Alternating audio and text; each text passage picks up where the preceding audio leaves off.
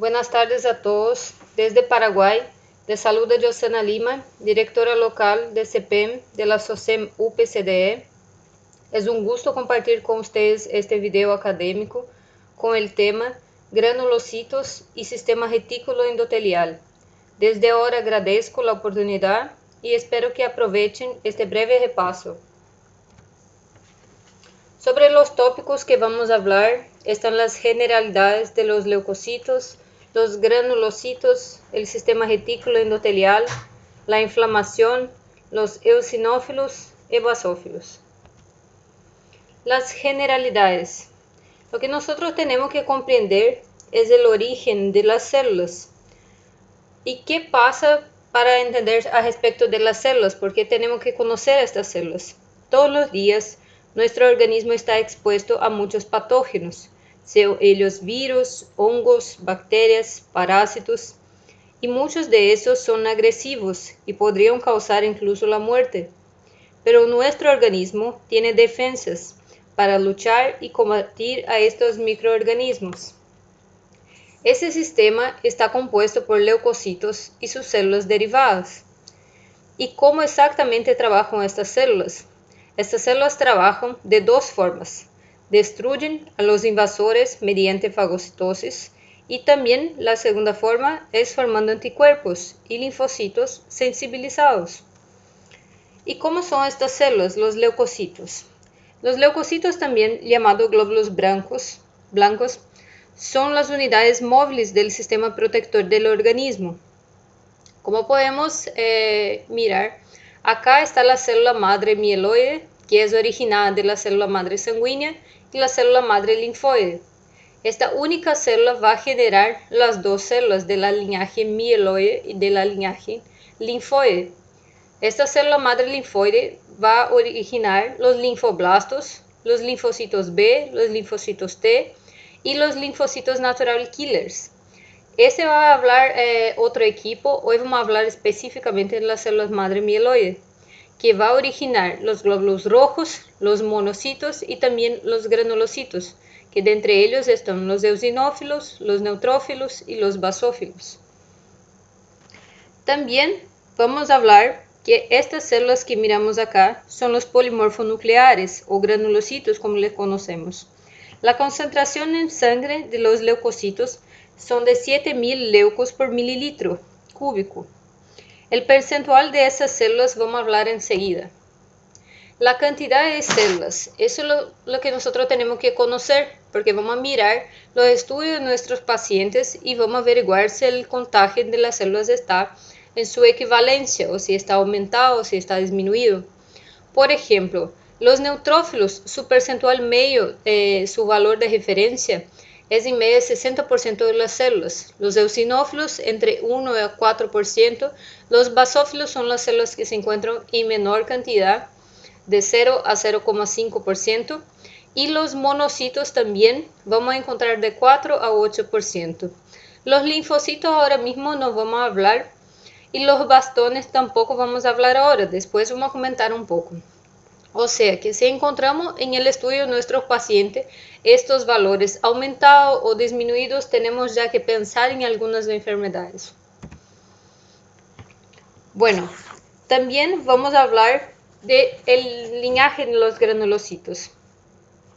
Acá nosotros podemos observar el origen principal. Acá está la célula precursora hematopoética pluripotencial que va a generar la unidad formadora de colonia esplénica, y de la unidad formadora de colonia esplénica va a generar la unidad formadora de colonia de granulocitos y monocitos. Va a generar los monocitos y también de entre los granulocitos los neutrófilos, eosinófilos y basófilos. Nosotros tenemos que recordar, todas esas células son formadas exclusivamente en la médula ósea. Y las células del sistema linfoide son originadas también en la médula ósea, pero son células que se van a desarrollar, van a hacer su competencia, su capacidad en los órganos linfáticos. Todas estas células que salen acá de las unidades formadoras de colonia ya son células comprometidas a originarse como neutrófilo, eosinófilo y basófilo. El ciclo vital. el ciclo vital de las células, que es importante para que nosotros sepamos. Los granulocitos o polimorfos nucleares salen de la médula ósea, van a la circulación, viven en la sangre aproximadamente de 4 a 8 horas. Pero cuando entran en los tejidos, su vida media es de 4 a 5 días.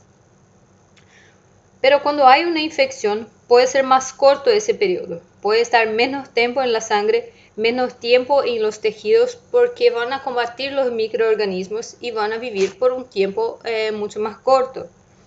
También los monocitos, que acá están, salen de la médula ósea y van a la sangre. Y en la sangre van a vivir entre 10 a 20 horas. También de la sangre sale y migra hacia los tejidos cuando se los necesita. Y cuando migran hacia los tejidos, van a crecer, se van a desarrollar, van a aumentar mucho su tamaño y van a convertirse en macrófagos. Estas células que acá nosotros podemos encontrar. Entonces acá los granulocitos, como nosotros comentamos, van a vivir en la sangre aproximadamente de 4 a 8 horas, repasando. En los tejidos van a vivir a 4 a 5 días y este periodo se puede acortar si están a combatir algún microorganismo. Y acá los monocitos que van a migrar a los tejidos y también se van a convertir en macrófagos. Ahora vamos a hablar un poquito de los neutrófilos y de los macrófagos. Los macrófagos que nosotros habíamos comentado, que son los monocitos que salen de la sangre y pasan los tejidos y van a actuar como macrófagos, puede estar también como macrófagos tisulares. Esos macrófagos tisulares pueden vivir hasta meses en los tejidos, si es que no están en combate con ningún microorganismo, ¿verdad? Los macrófagos hacen parte del sistema retículo endotelial o macrofágico tisular, que es un sistema muy importante para las defensas. ¿Qué más nosotros necesitamos saber? Cuando los monocitos de la sangre entran en los tejidos, su tamaño aumenta hasta 5 veces más y son denominados macrófagos. También nosotros tenemos en ese sistema de defensa los neutrófilos. Los neutrófilos son células maduras que atacan y destruyen bacterias, incluso en sangre circulante. Ya los macrófagos tisulares, que están en los tejidos, por supuesto, son células maduras con gran capacidad de combatir agentes.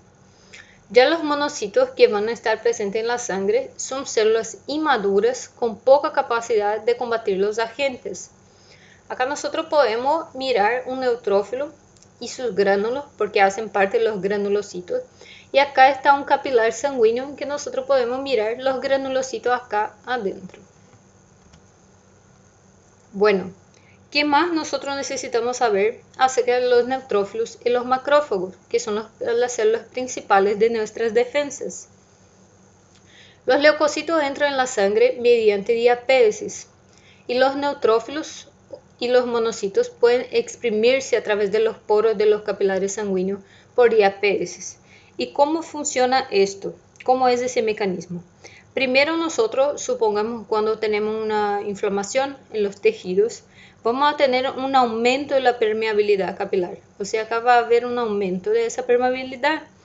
Después va a haber una marginación de las células, supongamos que sea un neutrófilo, va a haber una marginación, se va a aproximar acá de las células y va a haber una adherencia. Y esa adherencia funciona acá por acción de muchas sustancias como el ICAN, como las selectinas. Él se va a adherir acá, hacer la marginación. Estas células se van a hacer una contracción, se van a exprimir y el neutrófilo va a pasar a través de esas células. Se exprimen y salen hacia los poros, de los poros hacia los tejidos. ¿Y qué es la señal para que esta célula salga de acá del torrente sanguíneo y migre hacia los tejidos? Esa señal se le llama quimiotaxia, que son muchas sustancias acá que le van a llamar las citoquinas. Y esta célula va a hacer esa migración. Bueno, estábamos hablando qué es lo que atrae a los leucocitos. Los leucocitos van a pasar por ese mecanismo de atracción a través de sustancias químicas. ¿Y qué son esas sustancias químicas? Pueden ser las toxinas bacterianas o virales, productos de tejido degenerativo e inflamado, o puede ser también productos del complemento. O sea, si nosotros tenemos acá una lesión en este tejido y las células de nuestra defensa, los monocitos, los neutrófilos están pasando por acá y acá hay una fuente de quimiotaxia, va a generar muchas citoquinas acá, producto de la bacteria y todo eso, como ya mencionamos. Acá estas células se van a exprimir y van a pasar por acá en dirección a esta señal. ¿Y qué pasa? Acá nosotros mencionamos, es eficaz hasta un 100 micras del tejido inflamado y estimula el movimiento unidireccional de los leucocitos. O sea, nosotros tenemos esa señal hasta 100 micras, entonces no va a haber la posibilidad de que tenga acá una fuente de quimiotaxia y de que no llegue a escuchar estas células la señal. Siempre van a escuchar y se van a dirigir de forma unidireccional. Ahora vamos a hablar un poquito de la fagocitosis. ¿Qué nosotros necesitamos saber de la fagocitosis?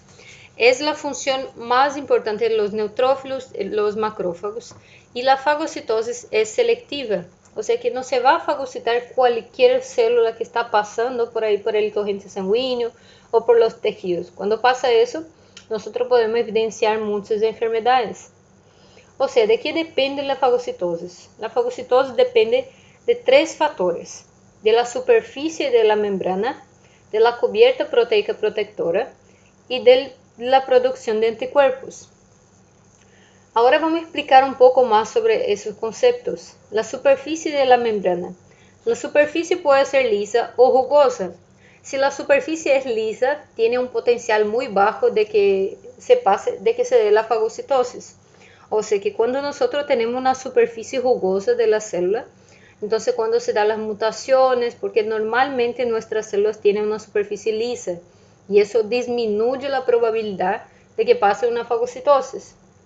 Entonces cuando nosotros tenemos las mutaciones, las alteraciones o cuando nuestras células tienen esa pared alterada, aumenta su probabilidad de fagocitosis. Ya de la cubierta proteica protectora, eso es importante porque repele la fagocitosis. Y cuando nosotros tenemos ya microorganismos ajenos, extraños, o tenemos partículas bacterianas o virales, esos ya no tienen esa cubierta proteica protectora y eso aumenta su potencial de la fagocitosis. Ya la producción de anticuerpos.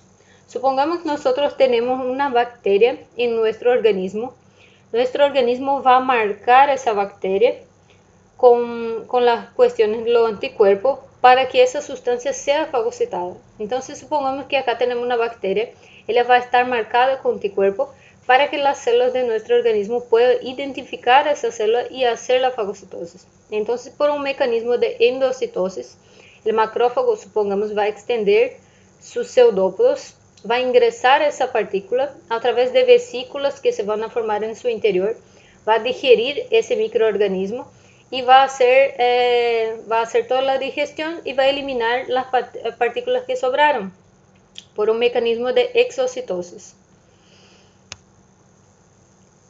Ahora vamos a hablar un poquito del sistema retículo endotelial. El sistema retículo endotelial es muy importante, también conocido como monocito macrofágico. Casi todos los tejidos tienen combinaciones de monocitos, macrófagos móviles, macrófagos tisulares fijos, células endoteliales especializadas. Acá nosotros podemos encontrar un monocito y nosotros vemos que no tiene la presencia de gránulos, su núcleo es único. Acá también podemos encontrar algunos monocitos. Continuando con el sistema retículo endotelial. El sistema retículo endotelial está presente en muchos tejidos de nuestro cuerpo. Podemos encontrar en la piel y tejidos que son los llamados histiocitos. Acá podemos encontrar un histiocitos. También en los ganglios linfáticos. En los pulmones, nosotros conocemos esas células, los macrófagos específicos de los pulmones, que atrapan partículas de suciedad, partículas de polvo, entonces son conocidos como células del polvo. Y acá están. También podemos encontrar en el hígado células que van a ser la gran mayoría de la fagocitosis de la sangre circulante y oriunda de los intestinos, que son conocidas como células de Kupffer, y están acá, podemos mirar. También en el vaso y la médula ósea vamos a encontrar células específicas de este tejido y también en el sistema nervioso central, que son conocidas como células del Río Ortega, y acá están, también conocidas como microglia. Son las células que van a efectuar la defensa local del organismo. Hablando un poco de la inflamación.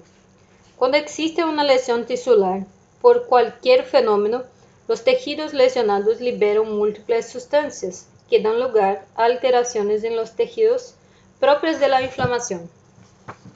¿Y qué nosotros necesitamos saber de la inflamación? La inflamación se caracteriza por vasodilatación local. Acá nosotros podemos mirar que hay una vasodilatación local, hay aumento de la permeabilidad capilar, hay coagulación intersticial, migración de granulocitos y monocitos, o sea, muchas de nuestras células van a venir por los capilares y van a hacer esa migración, esa diapédesis hacia el local de daño. Y también, aparte de la migración de los granulocitos y monocitos, va a haber una tumefacción celular. Por eso acá nosotros podemos evidenciar una tumefacción celular. También hay la liberación de leucotrienos, histaminas, mucha migración celular, por eso aumenta el flujo sanguíneo inicial y va a haber el dolor, también aumento de la temperatura.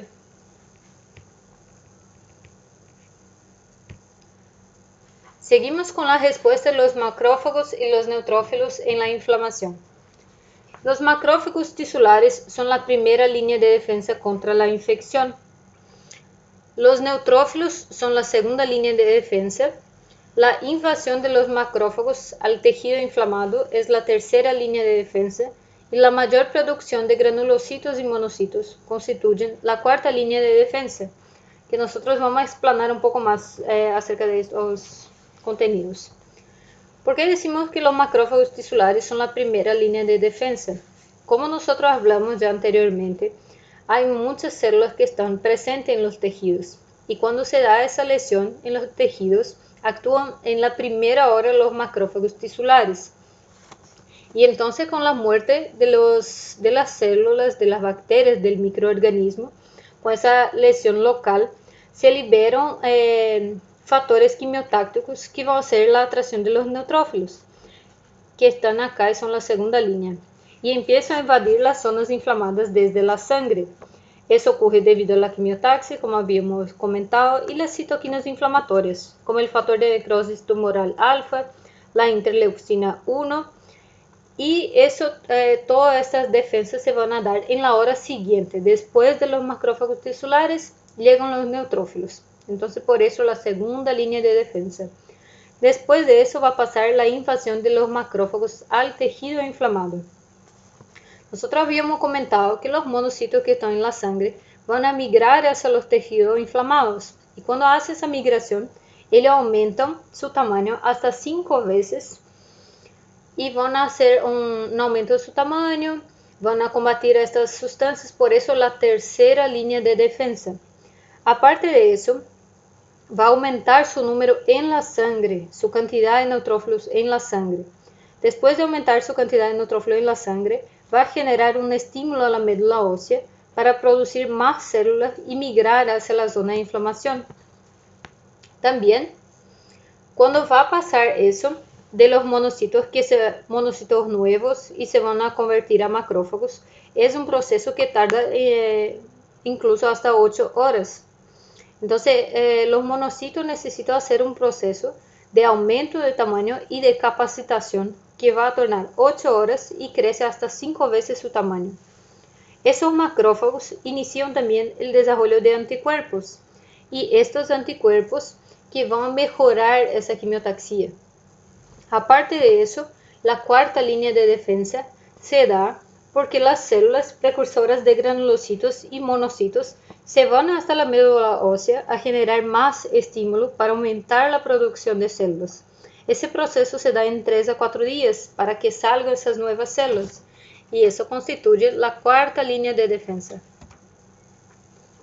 Bueno, para resumir todo esto que hablamos nosotros en las últimas diapositivas, está acá un resumen de cómo se dan las respuestas. La primera respuesta son los macrófagos tisulares, la segunda línea de defensa son los neutrófilos, la tercera línea es la segunda invasión por macrófagos y la cuarta línea es la mayor producción de granulocitos y monocitos. Hablando un poquito del control de macrófagos y neutrófilos. Existen varios factores para el control de la respuesta del macrófago en la inflamación. 5 de ellos son los más importantes. Acá vamos a citar esos 5 factores. El factor de necrosis tumoral, la interleucina 1, el factor estimulador de colonias de granulocitos, el factor estimulador de colonias de monocitos, el factor estimulador de colonias de granulocitos y monocitos. Ahora vamos a hablar un poquito de los neutrófilos. Nosotros habíamos comentado que dentro de las células que componen los granulocitos están los basófilos, los eosinófilos y los neutrófilos. Los grandes protagonistas de la respuesta inflamatoria son realmente los macrófagos y los neutrófilos, pero también hay células que contribuyen en otras situaciones. Por ejemplo, los eosinófilos son células que constituyen cerca de 2% de los leucocitos. Cuando tenemos un aumento en un estudio de sangre de los eosinófilos, debemos pensar en algunas enfermedades específicas. Ellos tienen una débil función como fagocitos. Tienen función importante en 2 situaciones. La primera es la infección parasitaria. Su número aumenta en la sangre y liberan enzimas hidrolíticas, formas reactivas de oxígeno, y también tiene gránulo larvicida, que es la proteína básica principal. Entonces, cuando vierte ese contenido de sus proteínas, su oxígeno, así va a ser la función antiparasitaria. Estas sustancias tienen la capacidad de matar a muchos parásitos, principalmente las formas juveniles. También se producen en reacciones alérgicas. Entonces, cuando tenemos un aumento en los estudios de sangre de los eosinófilos, debemos pensar principalmente en reacciones alérgicas y también infecciones parasitarias. Ahora vamos a hablar un poquito de los basófilos, que también constituyen los granulocitos. Acá podemos ver la imagen. Son parecidos a los mastocitos tisulares. Los basófilos, junto con los mastocitos, van a liberar IgE. Y el IgE va a estar presente en las reacciones alérgicas. Entonces, los basófilos y mastocitos, ante una reacción alérgica, van a liberar algunas sustancias, como la heparina, que es una sustancia anticoagulante, la histamina, que va a estar presente en las reacciones alérgicas, por eso las medicaciones antihistamínicos, la bradicinina, que nosotros conocemos bien, y también la serotonina, que es un neurotransmisor. Entonces, acá nosotros podemos mirar un resumen. Están los neutrófilos, su forma como nosotros podemos encontrar en lámina de un frote de sangre periférica, y su percentual en la sangre, aproximadamente 60%, van a combatir principalmente bacterias y hongos. También los eosinófilos, que nosotros encontramos entre 2, 3 a 4% en la sangre, y su principal función es participar del control de parásitos, modulación de la respuesta alérgica inflamatoria. Los basófilos, su forma está acá. Vamos a encontrar un pequeño porcentaje en la sangre, entre 0,4%, liberan histamina para la respuesta inflamatoria. Y también los monocitos, cerca de 5% en la sangre. Los monocitos migran desde el torrente sanguíneo y otros tejidos y se diferencian a macrófagos residentes en los tejidos, como habíamos mencionado. Y acá llegamos al final de nuestra presentación. Tengo mucho que agradecer. Espero que tengan repasado algunos contenidos. Y ya.